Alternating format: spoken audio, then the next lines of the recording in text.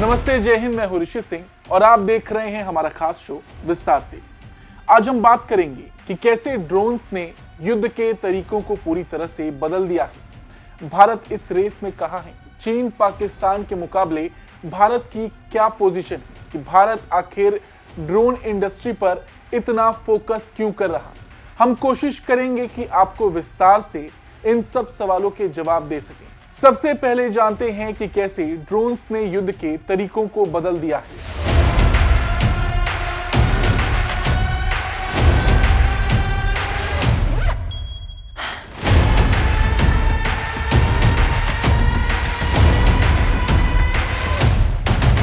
दरअसल ड्रोन्स ने युद्ध की रणनीतियों, हथियारों के इस्तेमाल और सैनिकों की सुरक्षा को नया आकार दिया है। ड्रोन का सबसे बड़ा लाभ यह है कि वो लंबी दूरी से बिना किसी मानव खतरे के दुश्मन की स्थिति की निगरानी कर सकते हैं। ड्रोन की मदद से सैनिक बिना खुद को जोखिम में डाले क्षेत्र की लगातार निगरानी कर सकते हैं और खुफिया जानकारी इकट्ठा कर सकते हैं। ड्रोन से हवाई हमले सटीक और नियंत्रित होते हैं। मानव रहित विमानों, यूएवी द्वारा किए गए हमलों में टारगेट के खिलाफ अधिक सटीकता होती है। ड्रोन के कारण सैनिकों को अब उन खतरनाक अभियानों में सीधे भाग लेने की जरूरत नहीं होती। अब अगर बात करें भारत की, तो भारत भी ड्रोन इंडस्ट्री पर खूब पैसा लगा रहा, घातक ड्रोन्स बना रहा। कुछ ड्रोन्स के बारे में हम आपको इस वीडियो में बताएंगे। कॉम्बैट एयर टीमिंग सिस्टम यानी कि कैट्स की मैन्युफैक्चरिंग हिंदुस्तान एरोनॉटिक्स लिमिटेड कर रही।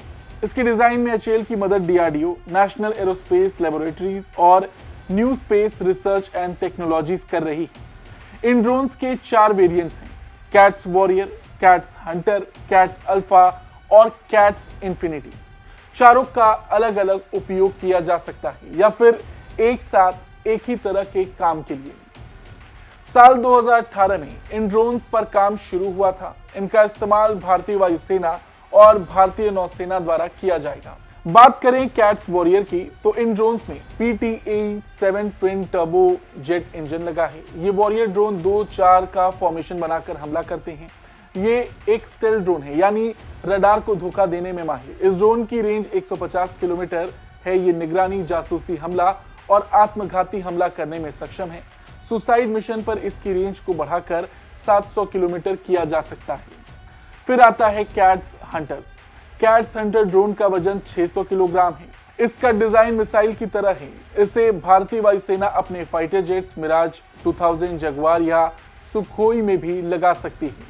ये 250 किलोग्राम वजन का हथियार उठा सकते हैं या खुद ही आत्मघाती हथियार बन सकते हैं। ये ड्रोन्स भी PTAE-7 twin turbo jet engine से उड़ते हैं।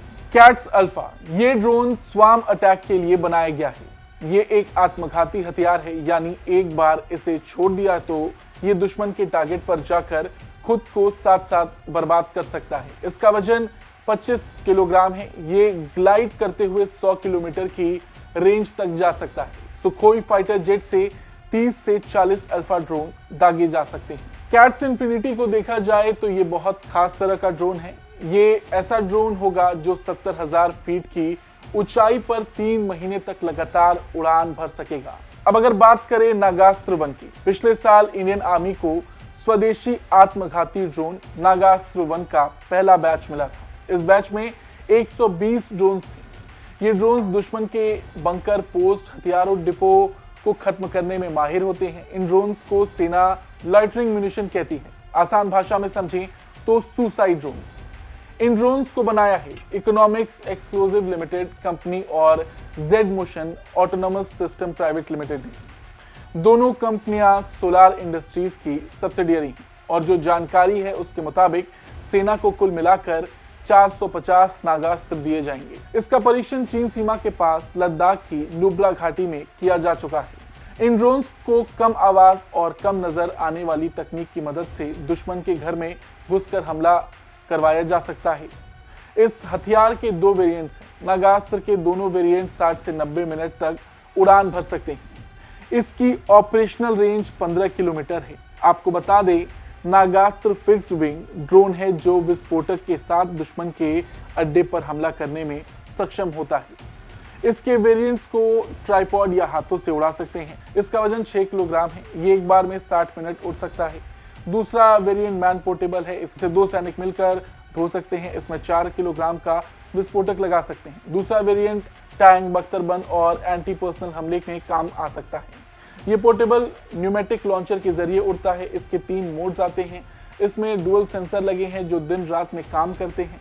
इसका वजन 11 किलोग्राम है और ये 90 मिनट तक उड़ान भरने में सक्षम है। भारत का एक और घातक तपस ड्रोन, इसका पूरा नाम tactical airborne platform for aerial surveillance beyond horizon. Tapas का मतलब गर्मी। ये एक संस्कृत शब्द है और जैसा इस ड्रोन का नाम है वैसा इसका काम है। इसे डीआरडीओ की ही एक ब्रांच एरोनॉटिकल डेवलपमेंट एस्टैब्लिशमेंट ने बनाया है। ये निगरानी के साथ साथ हमला करने में भी सक्षम है। तपस ड्रोन का इस्तेमाल समुद्री इलाकों की निगरानी और खुफिया जानकारी हासिल करने के लिए किया जा सकता है। तपस ड्रोन मध्यम ऊंचाई पर उड़ने वाला ड्रोन है। तपस ड्रोन को छोटे हवाई क्षेत्रों से भी उड़ाया जा सकता है। इन ड्रोन्स को उड़ान भरने के लिए लंबे रनवे की जरूरत नहीं होती। तपस ड्रोन को रक्षा बलों ने टेस्ट किया है।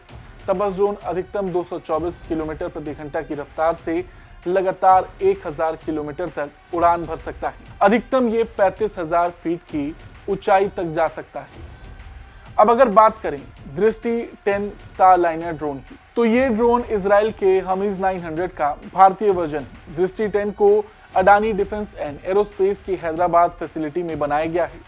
इस ड्रोन की कई खासियत हैं। इसके साथ जुड़ा सर्टिफिकेट इसे कुछ ऐसे क्षेत्रों में उड़ने का परमिट देता है जो नेटो के अधिकार में है। इन ड्रोन्स का इस्तेमाल आमतौर पर मैरीटाइम सर्विलांस के लिए किया जाता है। ये हर मौसम में उड़ान भरने में सक्षम है। इसमें कई सेंसर्स लगे होते हैं जिससे निगरानी में इन्हें काफी मदद मिलती है। ये drone hi-tech imaging sensors, infrared camera और मल्टी स्पेक्ट्रल कैमरा से लैस होते हैं। इन कैमरे की बदौलत ड्रोन को ऊंचाई से क्लियर तस्वीरें लेने में मदद मिलती है। कुछ वक्त पहले ही भारतीय नौसेना को इसकी दूसरी यूनिट सौंपी गई थी। साल 2024 में इस ड्रोन की पहली यूनिट नौसेना को मिली थी। अब अगर नजर डालें उन ड्रोन्स पर जो भारत ने दूसरे देशों से लिए हैं, तो उनका भी कोई जवाब नहीं। भारत के पास इजराइल से खरीदे हेरॉन ड्रोन है। इन ड्रोन्स की सबसे बड़ी बात है कि ये आसमान से ही टारगेट को लॉक करके उसकी सटीक पोजीशन आर्टिलरी यानी टैंक या इंफ्रारेड सीकर मिसाइल को दे सकता है। यानी सीमा के इस पार से ड्रोन से मिले सटीक टारगेट पर हमला किया जा सकता है। भारत के लिए ये ड्रोन्स क्यों फायदेमंद हैं, उसे समझा जाए तो चीन की सेना लद्दाख सीमा के इस पार या उस पार भारत के खिलाफ कोई नापाक हरकत करेगी तो तुरंत पता चल जाएगा। चीन के साथ सीमा विवाद के बीच भारतीय सेना ने इजराइल से ये ड्रोन्स लिए थे। इन्हें लद्दाख सेक्टर में तैनात किया गया है। ऐसे ही पिछले साल MQ-9 भी high altitude long endurance drone Bharat ने इसकी अमेरिका से डील की थी। ये ड्रोन दुनिया के सबसे घातक ड्रोन्स में से एक है। इसकी खूबियों को अगर देखा जाए तो इसकी रेंज 1900 किलोमीटर है। ये अपने साथ 1700 किलोग्राम वजन का हथियार लेकर उड़ सकता है। इसे 2 कंप्यूटर ऑपरेटर्स ग्राउंड स्टेशन पर बैठकर वीडियो गेम की तरह चलाते हैं। अब ये कहना गलत नहीं होगा कि भारत ड्रोन और यूएई के मामले में पाकिस्तान से 1 दशक और चीन से और भी ज्यादा पीछे हैं। वो दोनों देश मिलकर लड़ाकू ड्रोन समेत कई सैन्य प्लेटफॉर्म और हथियारों को विकसित करने में लगे हैं। वो एक दूसरे का साथ भी देते हैं। ऐसे में भारत ने भी कुछ ऐसे कदम उठाए हैं जिससे भविष्य में हम इस क्षेत्र में किसी भी तरह की चुनौती का सामना कर सकें। देखा जाए तो भारत ड्रोन इंडस्ट्री को बढ़ावा देने के लिए हर कदम उठा रहा। दूसरे देशों से भले ही भारत ने ड्रोन्स लिए हैं, लेकिन फिर भी भारत का ज्यादा फोकस इस क्षेत्र में मेक इन इंडिया पर है। ऐसे ही भारत ने स्टेल्थ ड्रोन घातक बनाया है। कुछ साल पहले इसकी तस्वीर सामने आई थी, परीक्षण भी हुए थे।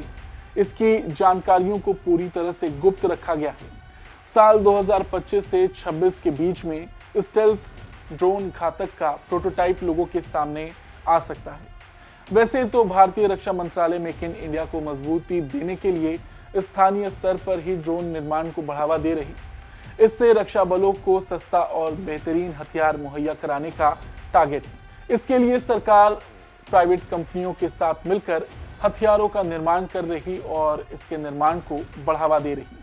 कई स्वदेशी ड्रोन्स निशान, अभ्यास, आर्चर, नेत्र, लक्ष्य आने वाले वक्त में भारत की रक्षा प्रणाली को और मजबूत बनाएंगे। फिलहाल आज की वीडियो में इतना ही। आपको ये वीडियो कैसी लगी अपनी राय जरूर दें, और अगर आपके मन में भी कोई ऐसा टॉपिक है जिसे आप चाहते हैं कि हम उस पर बात करें वीडियो बनाएं तो कमेंट करके जरूर बताएं।